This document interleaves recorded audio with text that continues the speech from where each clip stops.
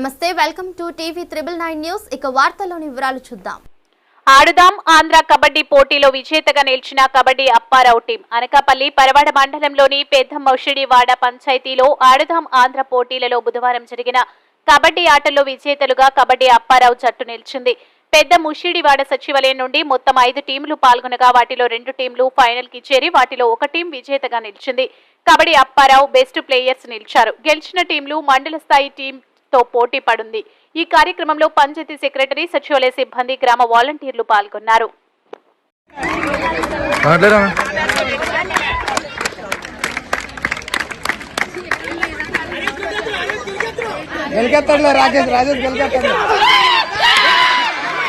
మరిన్ని వివరాల కోసం చూస్తూనే ఉండండి టీవీ 999 న్యూస్.